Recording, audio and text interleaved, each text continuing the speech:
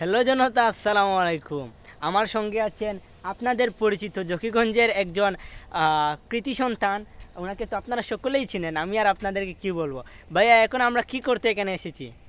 এখানে একটা নিউজের শ্যুট নিতে এসেছি।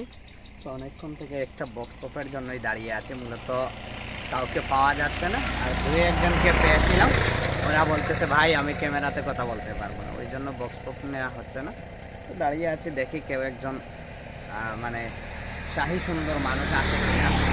যদি আসে তার বক্স পপটা নিয়ে নেব, নিয়ে নিলেই কাজটা শেষ। পেট প্রচণ্ড খিদা, নাকি তুলতে খাওয়াই নাই, বলছিল খাওয়াবে। আর আপনাদেরকে কি বলবো, শর্মের কথা। উনি হচ্ছেন একজন সাংবাদিক এবং আমার বড়, অনেক বড়। তারপর আমি কিভাবে ওনাকে খাওয়াবো আপনারা বিবেচনা করবেন, আমি আর কিছু বলবো না। আপনারা কমেন্টের মধ্যে জানিয়ে দিবেন কে আমাকে আজকে খাওয়াবে, আপনারা বলবেন।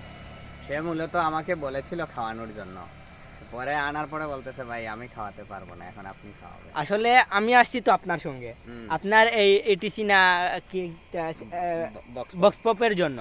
তো বক্স পপটা আমি নিব, আমি আবার আপনাকে কিভাবে বলবো আপনি আসেন? এটা আপনি বলছেন তো হয়তো আগে, এটা আপনারা বুঝেন দর্শক, এখানেই বুঝে গেলেন কে সত্যি কথা বলেছে আর কে মিথ্যা কথা বলেছে। আসার সময় সে বলেছিল কিন্তু খাওয়াবে। আর আপনি হয়তো বললেন, আমি আপনাকে ফোন দিয়ে বলছি যে আপনি আসেন, আমি আপনাকে না না, খাওয়াবো। ফোন দিয়ে না, ফোন দিয়ে না। দর্শক এখানে চিটারে হয়ে গেছে। আর আমাদের কিন্তু হামজা চৌধুরী, মিনি হামজা। আরেকটি কথা বলে রাখি, আপনারা সকলে আমার চুলের জন্য দোয়া করবেন, আরও যেন বেশি করে লাম্পা হয়। আর এই চুল পড়া শুরু হয় খুব শীঘ্রই। না না, এরকম কিছু না। তো গাইজ, এখানে আল্লাহ হাফিজ।